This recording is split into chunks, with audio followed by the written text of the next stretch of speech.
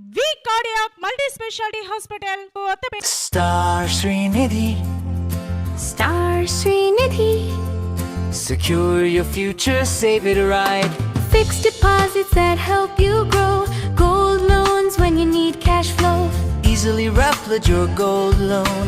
Buy and sell your gold. Star Srinidhi, your trusted support since 2020.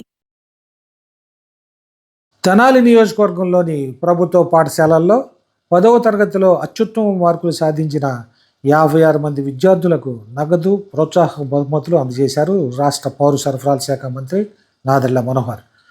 ఈ సందర్భంగా వీరందరినీ అభినందించారు. మొదటి ముగ్గురికి 30,000 రూపాయలు, 25,000 రూపాయలు, 20,000 రూపాయల చొప్పునను, మరో ముగ్గురికి 5,000 రూపాయల చొప్పున, మిగతా వారందరికీ 2,000 రూపాయల చొప్పున నగదు ప్రోత్సాహాలు ఇచ్చి అభినందించారు. భవిష్యత్తులో మరింత ఉన్నత లక్ష్యాలతో ముందుకు సాగాలని, ప్రభుత్వ పాఠశాలల విద్యార్థులు కష్టపడి చదివి సమాజానికి ఆదర్శంగా నిలవాలని చెప్పారు. విద్యార్థుల విజయమే రాష్ట్ర భవిష్యత్తుకు బలమైన పునాది అని చెప్పారు మంత్రి మనోహర్.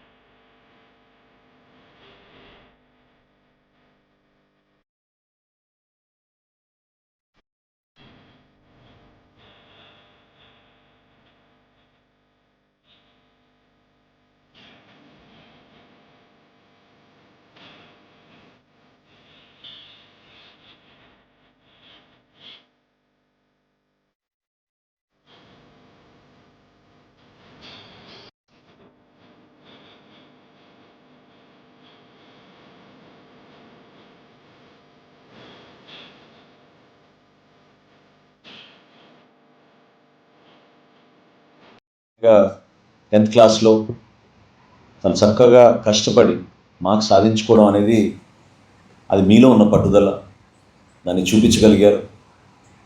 1, 2, 3 స్థానాలు మనకు వచ్చినాయి. వాటి వరకే మనం సిద్ధమయ్యాం, వాళ్ళని గౌరవిద్దామని అనుకున్నప్పుడు నాకు అనిపించింది దాదాపు 1,446 మంది మన దగ్గర చదువుకున్నారు, ఎగ్జామ్ రాశారు 10th క్లాస్లో. అందులో సుమారు మనకి 72% మనం ఉత్తీర్ణత సాధించగలిగాం. అనేక కారణాల వలన కొంతమంది పాస్ అవ్వకపోవచ్చు. ఆ కారణాలు ఎన్నో ఉంటాయి. అక్కడున్న పరిస్థితులు, క్షేత్రస్థాయిలో వాళ్ళు చదువుకోగలిగే అవకాశాలు లేని సందర్భాలు కూడా ఉంటాయి. ఇంట్లో ఉన్న వాతావరణం, పాఠశాలలో ఉన్న ఇబ్బందులు, వాళ్ళ కుటుంబ నేపథ్యంలో ఉన్న సమస్యలు, వాటిని కూడా మనం దృష్టిలో పెట్టుకోవాలి. కాబట్టి వీలైనంత వరకు మనం అందరినీ కూడా మనం ఎంకరేజ్ చేద్దాం. అందులో ప్రత్యేకంగా ప్రభుత్వ పాఠశాలలో ఎవరైతే బాగా చదువుకున్నారో వాళ్ళందరినీ కూడా మనం పిలుద్దాం అన్నప్పుడు ఆ సంఖ్యని 60 వరకు మనం ఈరోజు 57 ఇవాళ మనం చేసేది 56 56 మందికి మనం ఈ రోజున ఆ విధంగా ప్రత్యేకంగా వాళ్ళకి ఒక అవార్డు ఇచ్చి ఆ గుర్తింపు తీసుకురావడం కోసం ఒక ప్రయత్నం ఈ కార్యక్రమం. సో నేను మిమ్మల్ని అందరినీ కూడా కోరుకునేది ఏంటంటే, తహసీల్దార్ గారు చెప్పినట్టు ఇది ఒక టర్నింగ్ పాయింట్, మీకు ఇది ఒక మైలురాయి, ఒక మైల్ స్టోన్గా మీరు భావించుకోవాలి.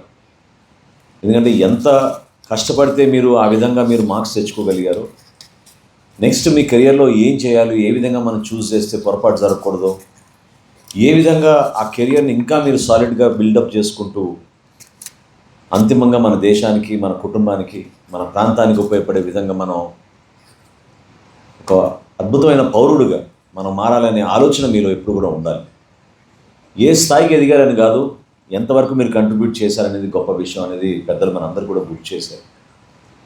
పదవుల వల్లనో, ఉద్యోగాల వల్లనో, క్యాంపస్ రిక్రూట్మెంట్ అయిపోయింది, మనకి ₹1 కోటి జీతాలు వచ్చినాయనో అంతటితో సరిపోదు. మన కాంట్రిబ్యూషన్ చాలా మీనింగ్ఫుల్గా ఉండాలి. మన కాంట్రిబ్యూషన్ అల్టిమేట్గా మన సొసైటీకి, మన నేషన్కి మన వంతు మనం ఆ కంట్రిబ్యూషన్లో మనం గర్వపడే విధంగా మనం ఇన్వాల్వ్ అయ్యాం అనే భావన మీలో రావాలి.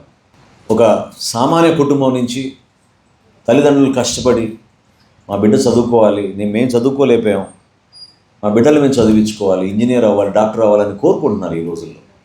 గతంలో ఏంటి ఐఏఎస్ ఆఫీసర్ అయితే చాలు, కలెక్టర్ అయితే చాలు అని అనుకునేవాళ్ళు.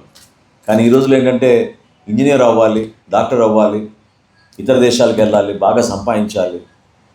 వాళ్ళు చదువుకోవడానికి కోసం ఎంత కష్టపడినా మేము కష్టపడతాం, కూలీ పనులు చేసి కూడా పాపం వాళ్ళ విద్యార్థుల్ని, వాళ్ళ బిడ్డల్ని పాఠశాలకు పంపించి ఆ విధంగా ఆదుకుంటున్నారు.